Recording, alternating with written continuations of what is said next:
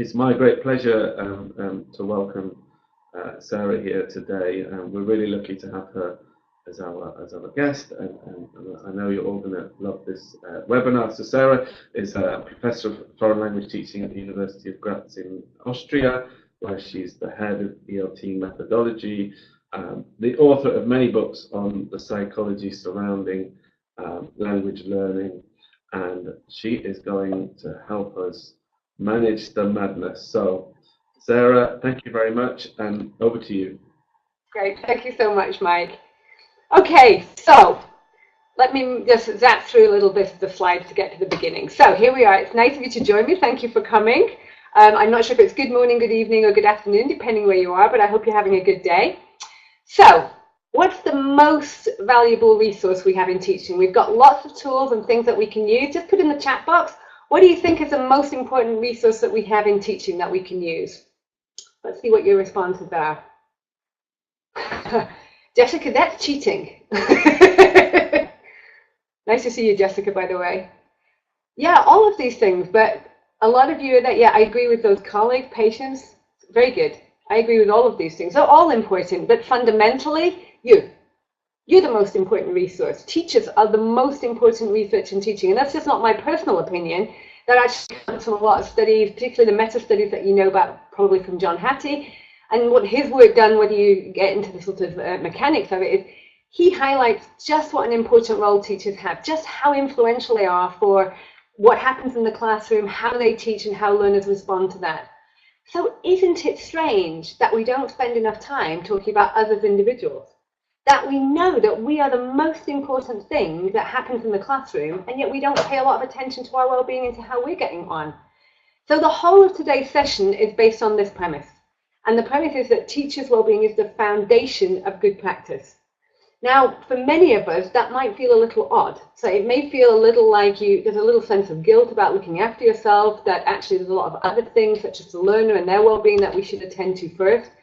But actually, it is my belief that when we look at our own well-being, it's not selfish. It actually puts us in a position to be the best possible teacher that we can be. So the whole of today's session is about looking at your well-being as a teacher, not as a luxury addition, not as some indulgence, but as actually the fundamentals and foundation of what makes good practice. So this is an outline of what we're going to talk about today. We're going to talk a little bit first about what well-being is, just to explain what we understand by it and the approach that I'm taking. Then we talk a little bit about why it's important, particularly for language educators, what some of the issues are. And then we're going to have primarily a very practical session. We're going to look at 4 different areas where we can attend to our own well-being. The first about how we can reduce and manage our stress. Second one, how we can promote more positive emotions. The third about how we can manage our time more effectively. And then working on our work-life balance. And I'll discuss some of the issues with that terminology a little bit later. So what is well-being? We've all got our own understandings of it. And I've taken 2 dictionary definitions because they help me to highlight some things that are important that I kind of want to point out. The first one is an Oxford Online Dictionary, and it's defined as being the state of being comfortable, healthy, or happy. Well, I get rid of the or, it's all of those things. So it's about feeling comfortable, it's about being physically healthy, and it's also about being happy and feeling satisfied with your life. The health is important, and we'll come back to that a little bit later, in that our mental and physical well-being are tightly interconnected. You can't separate them meaningfully. And they both influence each other in both directions. So we'll come back to that a little bit later, that well-being is also about our physical well-being. Now, there's a term, professional subjective well-being. So for those of you who maybe have a little bit more interest in the research side of things, this is one of the terms that's been used in a lot of the organizational literature that's been looking at the psychology of well-being. And the reason I've chosen it is for some of the terminology. So it's got 3 components. It's having job satisfaction, so being satisfied with your job, finding meaning, finding purpose in what you do. And we'll come back to that again in a moment. It's a lack of negative emotions and a presence of positive emotions. Now, this is important. It does not say no negative emotions. So well-being is not about denying negative emotions. It's not about saying we get rid of those, because negative emotions can be quite important. So think about it with learners. Some learners, if they don't do very well in an exam, for example, if they get a bad result and they're disappointed and it can actually boost their motivation.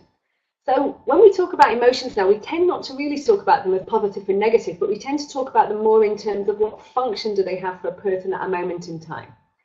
So when we're talking about our well-being, it's not about some kind of happyology. It's not this idea that you make some sort of imaginary happiness that's unrealistic. It's about saying that overall, we want the balance to be more towards the positive emotions rather than the negative emotions. But the negative emotions are part of life. That's how it is. And it's about learning to manage those, regulate those, and work with them in a way that makes them more effective and not so threatening. And using the positives to get that ratio right. But I'll come back to that again also a little bit later. But I wanted to sort of outline that's part of the notion that I'm taking from. The second basis that I'm taking is the notion of PERMA plus V. PERMA is a framework for understanding well-being that was designed by a man called Martin Seligman, and he's sort of considered to be the god of positive psychology. And what his work is about is that in psychology, there's this idea that we take a more deficit view of people's psychology, so looking at what's wrong and how to make it better. And PERMA is about saying, what is it that make people flourish? How do people enjoy life? What are the signs? What are the things that when everything's going right in somebody's life? What's that about? And this is the model that he has created. And the reason, you don't have to get too caught up in it, but the reason that I'm showing you this is that it's not just about emotions. It's about the different aspects that contribute together to create well-being. So I'll just go through what they stand for. So hold on, I can just switch on my little arrow and then you can see a little bit easier. So the P here stands for positive emotion. So the idea that you have happiness, joy, but also what we call the quiet positive emotions, things like contentment, satisfaction. So it doesn't always have to be large positive emotions, but it can be quiet ones as well. Then we have the E of engagement, which is about feeling purpose, feeling a sense of flow, being engaged with what we're doing. And that's something that teachers tend to feel quite positively about as it is. Then we have the notion of relationships, finding that we have connections with others, social connections, meaningful relationships, finding that we have support. I'm going to skip over the V and I'll come back to that in a moment. The M of PERMA stands for finding meaning, purpose, feeling fulfilled, having a sense of passion about what we do. And the A refers to achievement. Now we have to be careful, it's not achievement as in the material sense. It's achievement as in accomplishing goals and things that are important to you, things that you want to achieve, things that are of value to you. And the reason I'm showing you this model is to understand that it's not just about positive emotions. It's a more eudaimonic view of well-being, which means it's about having sense of meaning and purpose and having social connections. It's a broader understanding than just thinking about positive emotions. The V was added a little bit later and is very important in this. So the PERMA was developed and it's got this sort of social dimension with relationships, but it's quite about the individual psychology. The vitality was added in that we understand that our psychology is embodied. It's about if you have got physical well-being, it's likely to affect your mental well-being positively. And we know that if you have high mental well-being, you're likely to also improve your physical well-being. The two are very tightly interconnected. So that's the sort of background that I'm taking it from, so that we don't have a naive understanding of what well-being is. It's not just about being giddy happy. It's about having balance. That's the right kind of thing. I would agree with that. It's about finding social connection. It's about finding meaning and purpose in what we do. So let's move on. What it is not is a denial of the negative. It's not euphoric happiness. It's not about the Pollyanna view of happiness. It's not about stamping on negative emotions and saying they have no place in life. That's unrealistic. It's about finding that balance, but finding the positive focus, which I'm hoping I'll help you do later. So we've got a poll now to just get a view from people about how much attention, how much explicit attention do you pay to your well-being. So let me go into the other mode. Here we go. This gives you a chance to vote now. If you want to, I don't know if I have to do anything else. Is that it? Does it work? I don't know if you're voting and I can't see if you're voting. It works, good. Okay, thank you, Michelle. Keep having a vote, and then I don't know when I will end this. I'll just give it a minute or two for everyone to get a chance to vote. I don't see any numbers or anything, so I can't see how it's going. Thank you, Susanna. It's really hard. I can't see anything, so I'm not sure. Thank you, Jessica. Okay. Let's give you a minute to have a vote, and let's have a look. See. If I end the survey, I'm hoping that the results will pop up. Okay, thank you. Oh, I participated in the survey, apparently. I don't know if there's anybody from Macmillan watching that can guide me back if I see the results anywhere. Okay, I can't see the results, I'm afraid, and I don't know if there's anyone at Macmillan listening that can put the results up or that can see the results, because I can't find them. Ah, there we go. Thank you very much. Thank you. Okay. Oh, okay. So it's a bit of a spread. So there's not many people saying that they spend a lot of explicit attention on their well-being. The majority of people are in the some. There's some saying quite a lot. So if you add that together, it's not too bad. And the none at all, we're going to work on you today. We're hoping that you'll go away with a little bit more attention to your well-being, and the same for the very little category. We'll do our best to sort of help you get back to that a little bit later.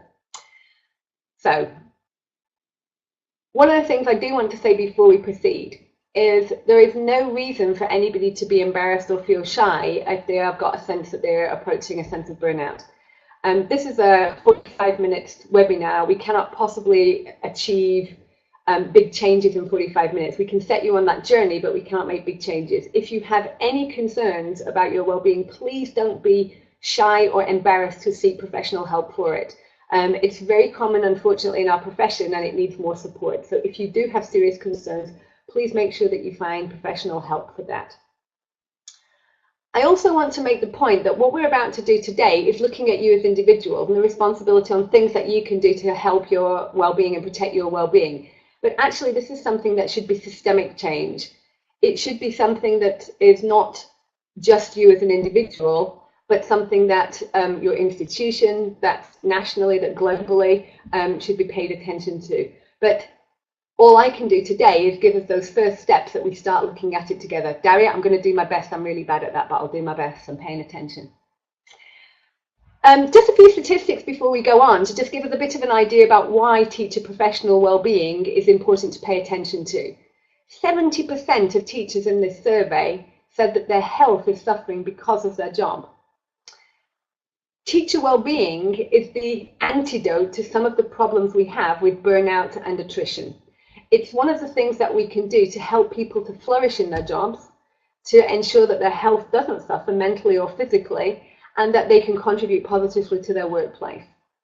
One of the things that you have to understand, and this is why it's for me the foundation of good practice, is teacher well-being is the core to not only your own well-being, but it actually leads to you teaching better.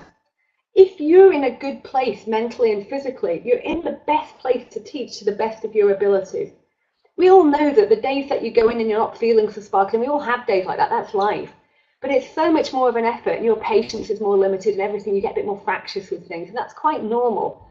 So focusing on your well-being helps you to be a more effective teacher. The research shows that teachers who have higher levels of well-being are more creative, are more effective in their teaching. Of course, quite naturally, their students score higher on test scores, so they actually boosts learner achievement.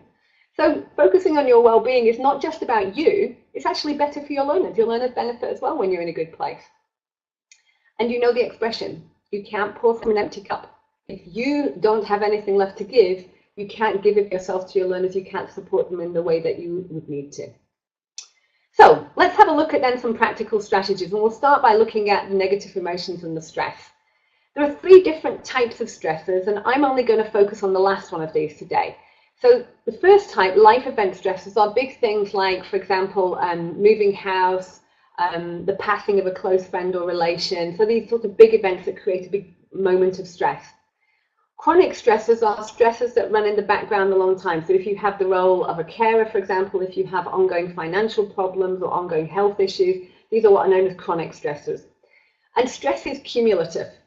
So when you have life event stressors and chronic stressors in the background, it raises your overall level of stress, and it means that the daily stresses and hassles are more difficult for us to cope with. They become an extra burden, essentially. Now, I'm not going to talk about these big life event and chronic stressors, but we're going to look a little bit at how we can manage some of our daily stresses and our daily hassles that we deal with. So, in the chat box, perhaps you can share, what are some of the things that cause you stress in your workplace? What are some of the things that are hassles for you in your daily life, in your work environment?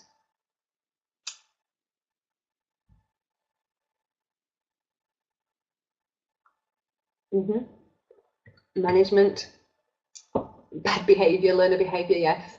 Colleagues, deadlines, paperwork, weak students, time pressure, administration, paperwork administration, marking, paperwork, more paperwork, all comes. Yes, student attitudes, time pressure, traveling, no time for yourself, time limits, paperwork, lack of time, more paperwork. Oh my goodness, paperwork. Yes, that's a strong theme here. Time pressure, more time pressure, colleagues, workload, sleep problems. We'll come back to those as well. Yes, that's a big issue. Pressure to be high energy all the time. Yes, that's very much related to something called emotional labor, Luke, and we'll talk a little bit about that in a moment as well. Okay, so when we did some research, these are some of the things that came up. And to be fair, I haven't actually put it on this list, which is foolish. The number one factor that was listed by all the teachers was time management, the time pressure, too many things to do and not enough time to do it. But that actually seems to be universal across all kinds of professions. But these are the things that were very specifically related to language teachers. And I'll just let you have a little read through of that and see if there are things that resonate with you. I think some of the things resonate very strongly with the things that you're experiencing. One of the things that we haven't listed here that's particular to language students is the notion of language anxiety. So the fact that our skill as language teachers is always changing. We never reach a level of perfection.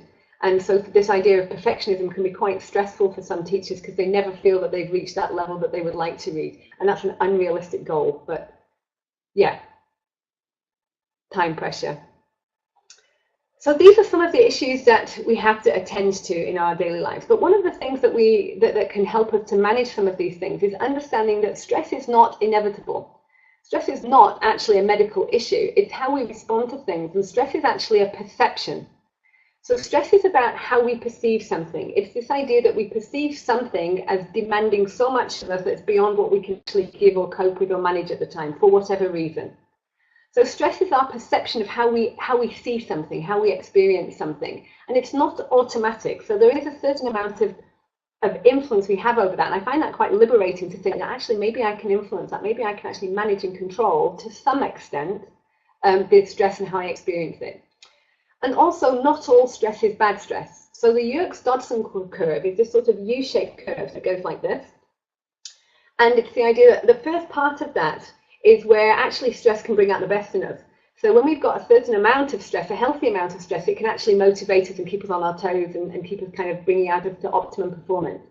But when it tips over onto the other side of the scale, then we get into that stage where we get too much stress and we're finding things difficult to cope with. And then our performance actually suffers because of that. So it's about finding that right kind of pressure. So it's not no stress at all. There is no such thing as no stress at all. And definitely being a teacher, there's definitely no such thing as no stress at all. It's about the amount of stress that you feel comfortable coping with that brings out the best in us, basically. So one of the things that the first question we can do is we have to identify our stressors. So this was one of the questions that we had earlier, is you have to look at what it is. And that takes some time. And sometimes if it's not immediately obvious to you what it is, you need to sit back and have a reflect on that and have a think. Maybe write down what moments you notice that you get stressed and what are the things happening at that moment in time. And see if you can start to identify what the stresses are. Excuse me. And then the question is, what's in my locus of control? What can I change? Is there something that I can change about that? And sometimes those things that we have to change are not comfortable. Maybe it involves having difficult conversations, but it depends on how important that becomes to us. Is there something that we can or are able to change about it? And if there is, then we have to take steps to do something about that. The other option is something known as cognitive reappraisal, cognitive reframing. And that's that if we cannot change something, if it's something that is beyond our control, we can change the way that we think about it. Now, I'm not suggesting for a moment that this is easy, but it is something that we can do to try to help ourselves if this is making us stressed. But this positive effect from cognitive reappraisal only functions if it's truly out of our control. So our subconscious knows better than we do that if in fact the stressor is something we could control, trying to reframe it doesn't work. It won't be effective because our brain knows that actually we could do something about that. So this only works when we can't control it. So one of the things that I've done, for example, so when I've got no patience at all, and when I'm waiting for buses and trains and they're late, I'm terribly impatient and I get terribly fractious. And I used to get very impatient when a train would be delayed. And I developed a strategy where I said, you know what, this is luxury time, and every time a train is late, that time I'm allowed to read a book for pleasure. So I always have a book with me. And if I find that my train is delayed by 20 minutes, that 20 minutes becomes luxury time for me, my time, and I'm allowed to read whatever I like to read in that time.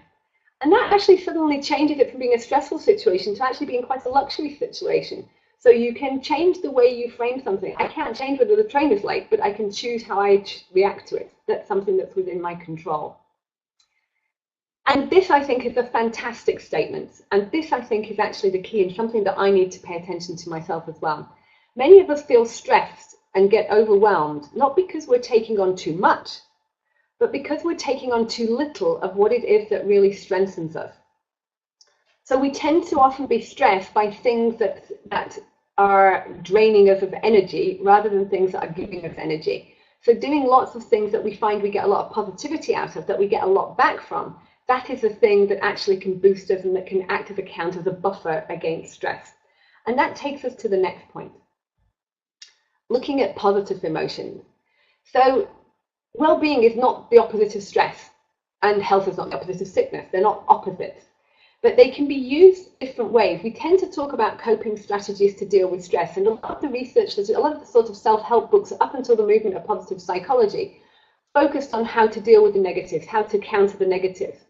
But when we understand that definition from earlier on about the fact that it's the ratio of positive and negative that influences our sense of well-being, then you realize that it's not just about coping with the negatives, it's about boosting the positives, making sure that we have more of those positive experiences, building on our strengths, finding ways to utilize things we're good at, and having those experiences of uplifts and positive experiences.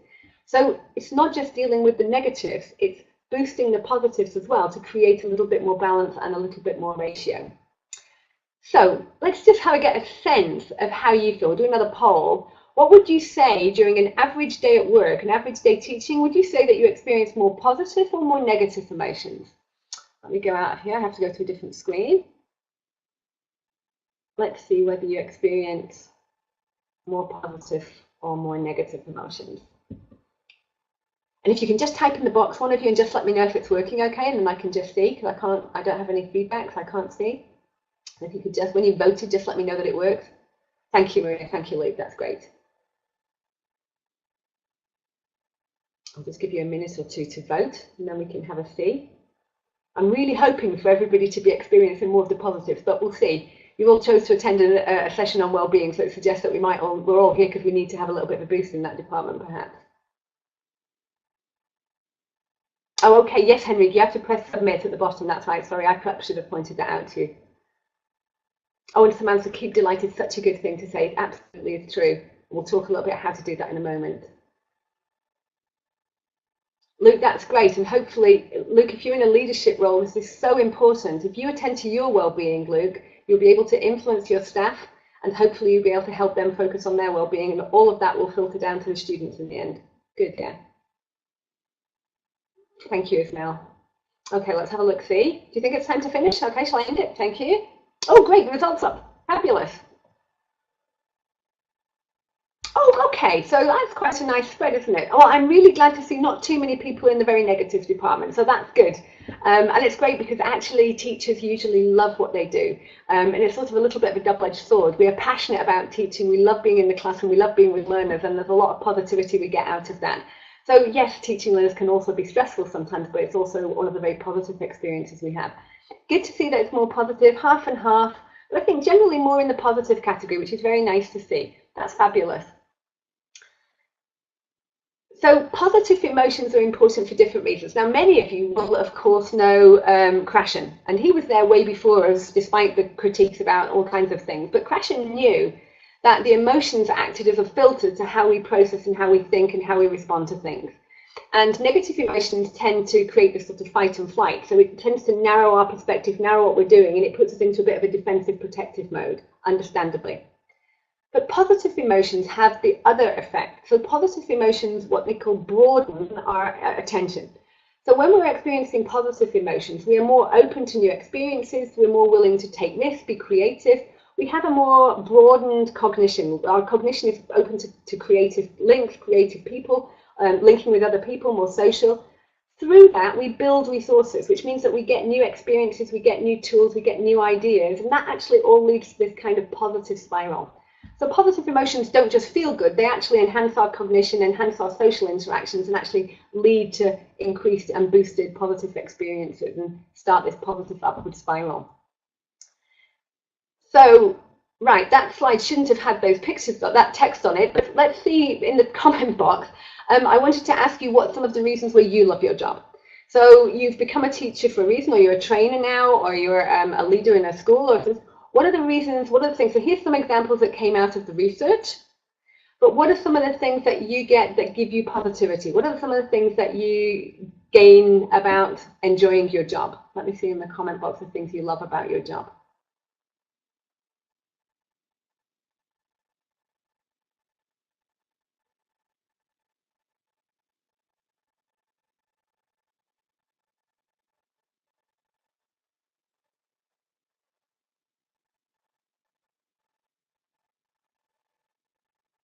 A lot of people writing. Okay. My screen had stuck, so let me see. Okay, working with students, reaching goals, learning new things, helping people, helping learners, maybe job security, helping people, igniting passion, working with the students, contributing to a better society, very nice. This all resonates very strongly with a lot of research that teachers have done. So teachers are very fortunate in the sense that we're in a profession where we do something meaningful that contributes to others and helps others. And that's actually one of the things that can contribute very positively to our well-being. One of the things that is difficult to do is it's hard for people to sometimes create a boundary where they're not just giving to others. And we'll talk a little bit about boundary setting later on in the session. Just to clarify, it wasn't a poll, it was just a question that I wanted to ask, but the slide has changed a little bit. So these are different things that people have cited about why they love their job. And it's just think about how nice it feels to think about the positives of our job, think about the things that we like. We're all going to experience ups and downs in our motivations, and sometimes we can lose sight of these positives when we get caught up in some of the negatives, so some of the stresses. It can be difficult to remember the positives. And simple things like having them on a post-it note and reminding yourself of what you love. Some of the things that have been suggested that we've done with some of our trainee teachers is a gratitude portfolio. So I don't know, but when you sometimes have students that write a thank you note or tell you that they've enjoyed your class, or they give you sort of a little gift, or you have a photograph of a group that you've had a good session with, it's nice to keep those. And in the moments when maybe you're having a little dip in motivation and maybe when things are not going as smoothly as you would like, it's nice to go back and look at that again and just remind yourself of all the nice things about your job and the real positive things. Just to give ourselves that balance so that we don't always just look at the negatives, that we've also got some of the positives to focus on. And this is one of the reasons why. So what do you see in the box here? I've got to confess, this is a bit of a trick question. What do you see in the box? A dot, a blue dot, a blue dot trapped in a box. Dot, dot. Marina, white box. A ball, a lovely blue dot, blue dot, blue dot, blue dot, a blue dot, blue dot, a blue dot, a blue dot, a blue dot. Well, what about white space? So one of the things, it was a bit of a trick question, I have to confess, is we tend to focus on one thing. And in this case, it is natural that everybody focuses on the blue dot in the middle of the box. But actually, there's a lot of white space you could focus on as well. But our attention is drawn to the blue dot, so we focus on just seeing the blue dot, and we almost don't see the white space. And it's a little bit of the same with the positivity things in life. Is that sometimes our attention is drawn to the negative things, and we overlook some of the positive things. So I can just give you the example is if I have done feedback from a teaching session, and let's say I have 25 students in my class, and one student criticizes something that I've done in my teaching, and 24 people say, oh, Sarah, I loved your session, and one person said, I didn't like it, I didn't like this, that, and the other. I obsess about the negative person. I forget about all the 24 other people who said how nice it was, and I focus on that one negative person. And that's called the negative bias, and we tend to do that. And so what I wanted to show you with this is we have those positives as well. They're there in how we experience things, and sometimes it's helpful to just remind ourselves not to focus just on the blue dot, not to focus just on the negatives, but just remind ourselves to step back and look at what some of the positives are as well. That's right, Jessica. We tend not to hear the positives. If you don't hear anything went well, you hear only the negatives. That's right. And sometimes just because they didn't say, oh, that was a fantastic session, doesn't mean that they didn't enjoy it. So we have to sort of sometimes remind ourselves very consciously to look for the positives and remind ourselves of that. There is something in positive psychology called gratitude practices. Now, there are lots of interventions in positive psychology about ways to boost your well-being. And gratitude is one way that you can do that. And this is one of the ways that has a very, very strong body of research behind it to suggest that this works effectively, that this helps people. Now, let me make this clear. Gratitude practices are not, again, about ignoring the negative and pretending they're not there. It's just about redirecting your attention to look also at that white space. Redirecting your attention to remind yourself of the positives that you are experiencing so that we don't get a distorted view of what is happening in our professional practice. So daily gratitude practices, I have to confess, I started this a couple of years ago and I do it quite religiously now. So when I go to bed at night, before I switch the light out, I sit in bed and I just take stock of the day. So I just have a little think about what have I experienced during the day, what am I grateful for, what did I enjoy, what were some of the positive highlights of my day.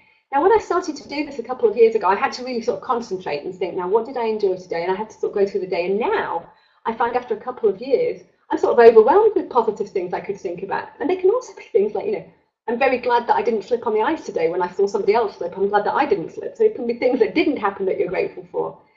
But once you get into the habit of doing this at the end of every day, it actually basically trains your mind to start seeing the positives during the day as well.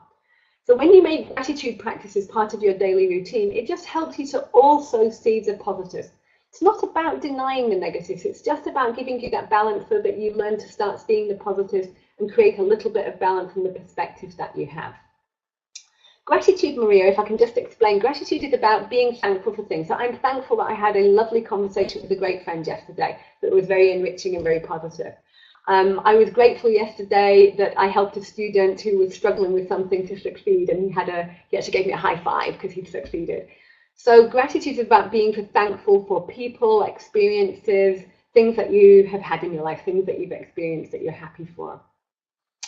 And one of the things that has been suggested is that you can do this gratitude practice in the morning. And I have to confess, I haven't got to that stage yet. I do it in the evening. It's such a habit that I don't even think about it in the evening. I do it automatically.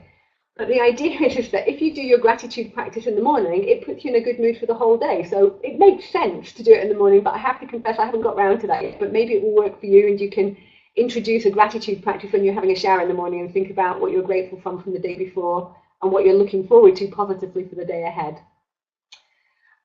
So the big number one stressor for most of you, and for me as well, would be managing time. So this is the riddle. What can you spend but not save? Answers in the chat box. What can you spend but not save? Thank you, Mario. What can you spend but not save? Time. Okay. So it's extremely precious. Time it just goes. You can't save it. You can only spend it. Did you know we have approximately 28,000 days to live?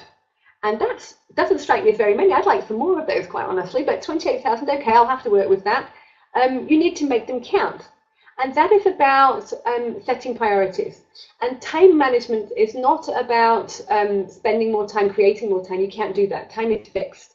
But it's about deciding where your priorities lie and how you can manage your time in a way that uses your time in a way that is satisfying for you fundamentally. The purpose of time management, this is something that I think is often misunderstood, and maybe it's also because of some of the literature where time management comes from. Time management is not about making you work more and work more efficiently. That's not the point of time management. Time management is to create more time for you to do the things that you want to do. And when we talk about work-life balance, you'll see how important that is about creating time also for your family, for your leisure activities, for free time, for recovering from being away from work. So the purpose of time management is not to make you work more.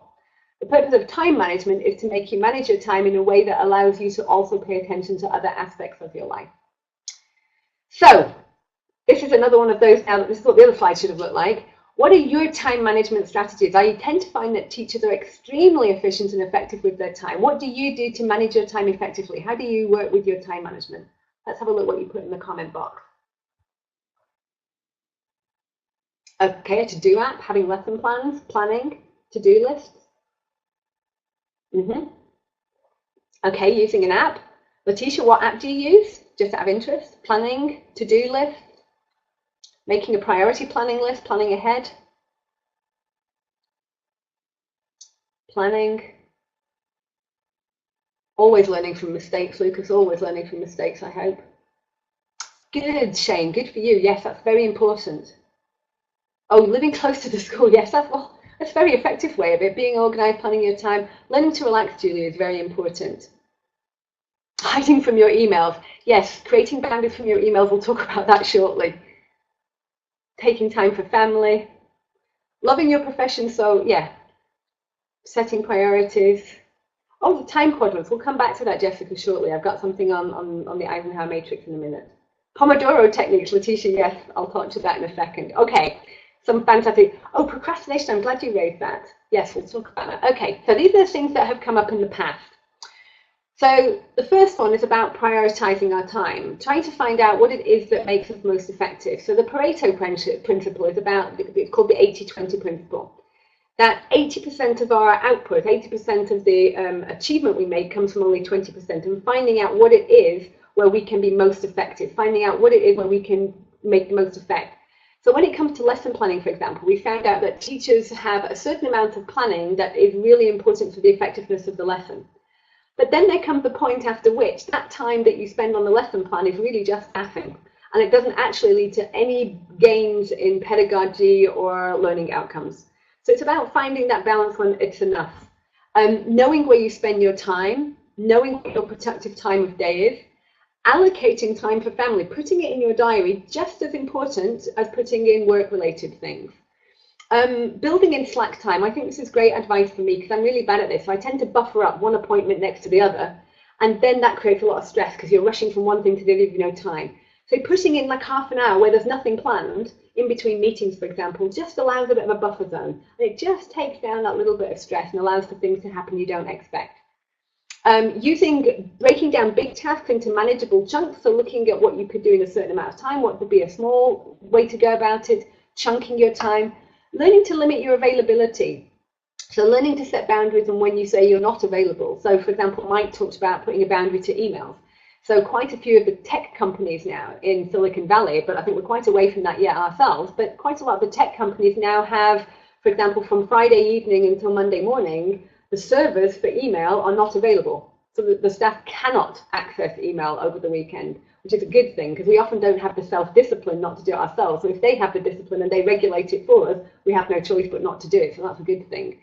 Giving up the illusion of perfection. So perfectionism, somebody talked about it earlier on when we were talking about stressors. I've lost my perfectionism is one of the biggest problems for teachers. So teachers tend to suffer from perfectionism, wanting everything to be just right.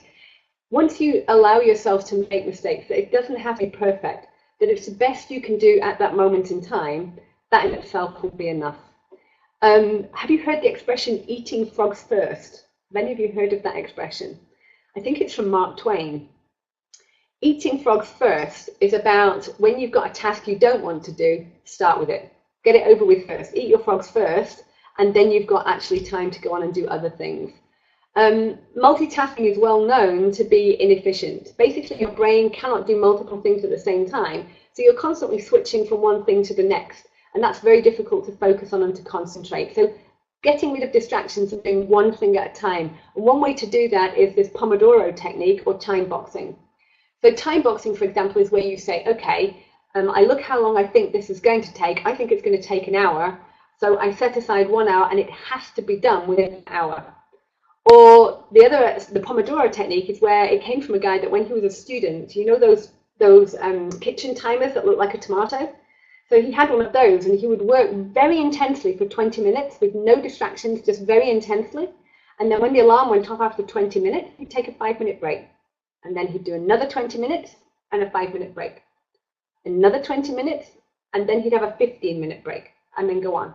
And so breaking up it into these sections.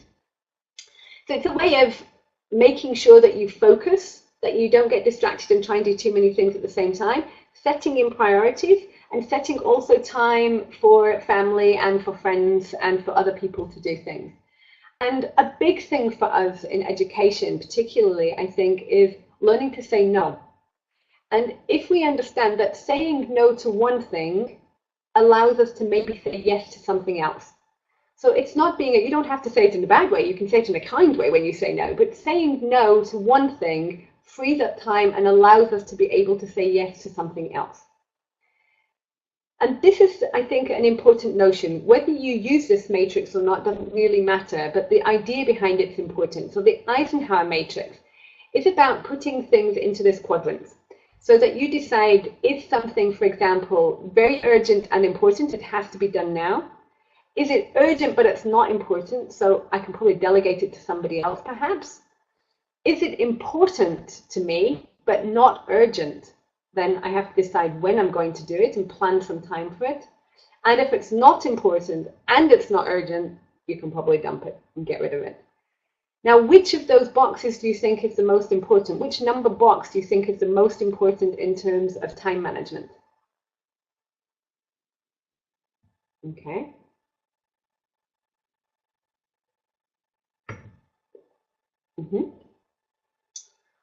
Well, I'll give you my opinion. The most important is actually number 2, because it's about prioritizing things that is important to us. And what can happen in life is we get so caught in number 1 with the busyness of dealing with every day-to-day stuff that the things that are really important to us, but they're not pressing, get abandoned and we don't get around to them. And these can be the things that are actually very deeply satisfying to us. These can be projects and things that are important to us. So prioritizing our time means that we are not only reactive. So number 1 box is very typically about being reactive to things that are happening. Number 2 box is about being proactive, deciding where we spend our time, what is important to us, and how we want to go about managing our time in that way.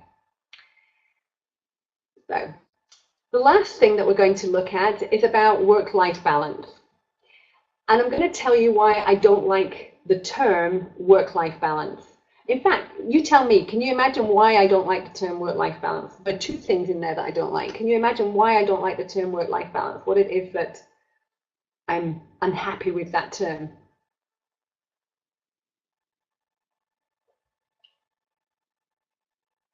That's right, Julia. That's right. And that's also right. Absolutely. Yes, that's right. So for me, creating the notion of a work-life split is nonsense. We have one life, and it includes work, and it includes non-work things. And there is no magic balance. There is no ideal scenario that we are aiming for. There is no one-size-fits-all magic work-life balance. So the whole notion of the term is problematic for me. Problematic that we split work and life as if they're 2 separate things. We only have the one life. But we do have work and non-work to synthesize. And balance is an unfortunate choice of term, as if there is some kind of equilibrium that we're aiming for, some kind of magic ratio. Somebody called Claire Fox, who's a consultant, uses the word symbiosis. And I actually much prefer this idea of how you synthesize and integrate the different aspects of your life and bring them together in a way that creates harmony for you. There is no magic, and it's constantly changing for everybody, but we find ways to integrate these different aspects of our lives and find it so that we can get some sense of harmony about how we go about it. But we have to not compare ourselves to others. Everybody has different needs, everybody has different wants, and everybody finds themselves in a different phase of their lives. So, for example, somebody who is maybe young, doesn't have commitments, doesn't have children, is building up a career, maybe in a very different life phase to somebody, for example, who has got 3 small children and an aging relative that needs their attention. So people in different phases of their lives have what's known as different centers of gravity that pull them in different directions. So you cannot compare your life with somebody else. Everybody is different, and everybody has their own way, their own needs, their own things that they have to synthesize together. But we all have work and non-work to synthesize.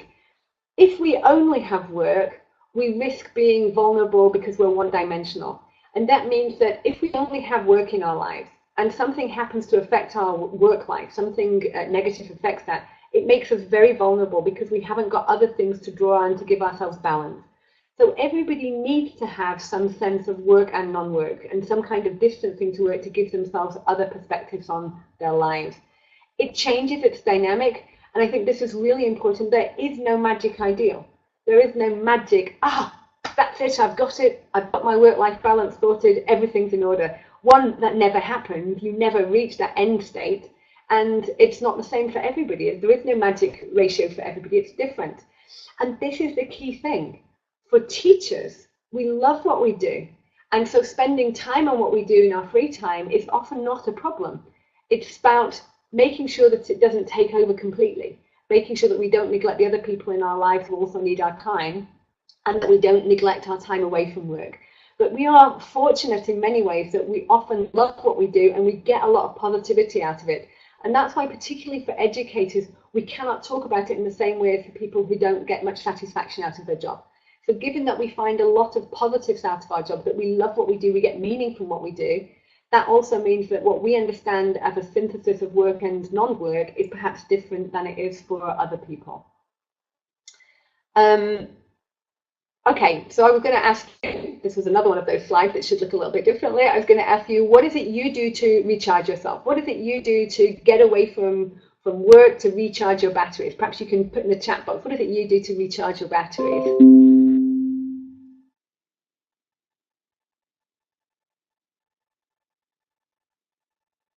Well, Olga, it's something to think about, isn't it, I suppose? Taking a walk, watching films, listening to music, exercise, walking the dog, reading, cooking, yoga, reading with friends, listening. That's very nice. Okay.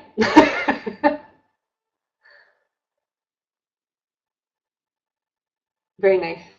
Oh, that's an interesting one. That's interesting. Well, that's interesting for two reasons. So let me pick up on just two things that I'm going to highlight here. So one of the things we know is that very often when things are very stressful, we often actually withdraw from other people because we're trying to manage other things. But in fact, we get a lot of strength from being with others. So even introverts who need time alone more than they need time with other people, when things are extremely stressful, they also benefit from social connection. Maybe in a different way, but social connection is very important for our overall well-being. No man is an island, as you probably know. Going in the garden is in there because humans are very connected to nature still. So what has happened is through the urban revolution, so societies have become very urbanized, but the human body hasn't actually caught up. So we need to spend time in nature in the countryside. So we've got things here like gardening, going for walks, being in the countryside, going on picnics and so on. That being outdoors, spending some time in nature is very, very good for our well-being, and it's a great way for us to also recharge our batteries and get other time. Okay, so getting near the end of the seminar, I've got 5 minutes left. Can I ask you to do this now? Stand up. I actually can't see if you're doing this. I'm going to trust you. There's two things to do. Either stand up and walk on the spot for a count of 10, or stand up and stretch both of your hands over your head for a count of 10. I'll do the walking on the spot. Hold on. So stand up and count for 10. Okay. I think that's 10. Okay. Are you done? Are you all energized? Right. Well done if you did that, because that was your first step to boost your psychological and your physical well-being.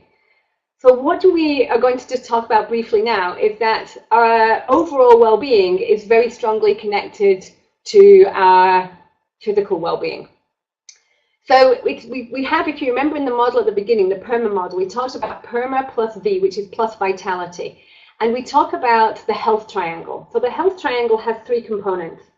It's the quality of our sleep, the quality of our nutrition, and the amount of exercise that we do. And that putting those three things together contributes to our physical health and our mental well-being. And very often, of course, the thing that we sacrifice most is sleep. So that when we're short of time, the thing we cut into is our sleep. But actually, the quality of our sleep is critical to our well-being, to being refreshed, being able to cope, and actually being able to manage stress, and also be able to see the positives and have the patience for that. Nutrition is about the energy source that we take, the energy we put in our bodies, and that contributes to the quality of output, whether that's mental or physical output. And exercise is simply good for our brains, so that we know that, for example, with learners in class, what we've just done, if your learners are feeling a little bit peaky and they're getting a bit sort of weary, just get them to stand up, do an exercise. If they have Let's think. If you have a role play to do, get them to do the role play standing up for a change. And what it does is it just literally gets the oxygen flowing to the brain. It enlivens everybody a little bit more and gives them a little bit more energy. We spend a lot of time sat down, and the more we can do that's movement, every little thing is contributing to our physical resilience, fundamentally. The final point to make is about detachment. Detachment is about investing in the quality of our non-work time and learning to deliberately rest. Is that we take time away from work and from things connected with work. It doesn't mean that we just have to switch off and disconnect. But detachment is about putting distance between yourself and the work things, thinking about something else for a change. So that might be, for example, if you play tennis. You might really get into a tennis game, so much so that you're only thinking about the tennis game. And that's detachment. That's switching your brain off physically and mentally and deliberately being away from work and giving that little bit of distance. And learning to deliberately rest, finding that you have time to, if you have a little bit of sleep, that's perfectly okay, Marina. A little bit of a tone up can also give you a little bit of a boost to carry you through the afternoon. The last thing to say about this webinar is, I hope it's given you a bit of inspiration to look after your own well-being, for your own sake as well as that for your learners. But the last thing I want to say is there's no shoulds about this. There's no you ought to be doing this, you should be doing that. You shouldn't start stressing yourself now about, oh, I need to do more about my sleep, I need to do more about this. You have to find your own way and you find what works for you. And if you take nothing else from today, all I would like you to take away is that you are important, your well-being is important, and attending to that is fundamentally the foundation of good practice.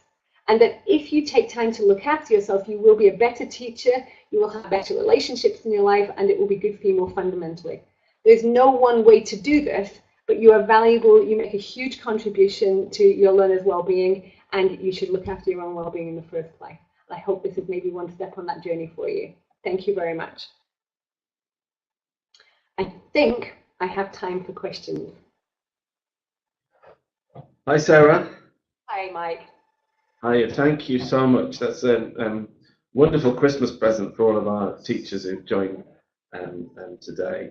And I'm sure the first thing we'll note in our gratitude journals tonight is our gratitude for your great webinar today. So yes, we still have a few minutes left for some questions, but just obviously I'd like to sort of thank you, Sarah, on behalf of everyone at Macmillan Education. I'd also like to thank some of the team here, Sonali, Kasia and Piotr, who do lots of work behind the scenes and are much better at responding to all the technical issues than I am. And just to let everyone watching know that you will get a lovely certificate for attending today's session, and that will be sent to you via email. So you should get that in the next 2 or 3 days. We've also recorded this webinar, so that will be available next week on our YouTube channel, and you can see the videos from the other webinars. And also, we're going to have a break now for Christmas, but we're back on the 23rd of January. Matt Hayes is giving a presentation on global citizenship. So if you'd like to find out more about global citizenship, please register for that session in January. So, few minutes left for some questions. Sarah, I noticed one question in the chat box. Yeah. I don't know what your advice would be, but reading. What advice would you give a teacher who feels that they are under stress, but they're not sure what the source of that stress is, why they're feeling stress? Yes, I think if the only person who I can identify stress is you, so nobody can really, but you can be guided to that through questions. So you might want to sort of sit and talk things through with a very close friend. If you've got somebody that you can trust and that you feel comfortable opening to, that would be one way that you could, through questioning and discussion with each other, open questions, you might be able to start identifying it. Or otherwise, maybe just keep a journal where you note down the moments that you feel stressed and what things are happening at that time, and start to look yourself to see if you can find patterns and identify what it is that's causing you stress or that's leading to stress at that moment in time. The whole notion of stress being a perception means that only you can identify what is the stressor for you. And it's sometimes the person asking that question is right, it's not always immediately obvious. So it does sometimes take some time and reflection to sit and look, because it's often a series of factors coming together. It's not always so straightforward, but then it's about teasing that apart and looking at which of those could I maybe affect, which of those could I maybe control, maybe I could deal with one part of it and see if that helps. And then you start sort of teasing it apart a little bit. I noticed that a couple of people asked about books that I would recommend. I'm just going to turn my back on you for a second. I'm not being rude. I'm just turning my back on you for a second because my books are behind me. And I can't remember the name of the book that I want to recommend. Oh, there it is. So it's called The Elephant in the Staff Room by an author called Chris Eyre, E-Y-R-E. And that's a very nice, very useful, very hands-on book that I absolutely love about mental well-being and psychological strength and resilience amongst teachers very specifically. So I think that would be, someone should put it on their Christmas wish list. Great. So do you have any more questions for Sarah while she's here? Thank you for your lovely comments, and I hope it's useful and I hope it inspires you to protect yourself.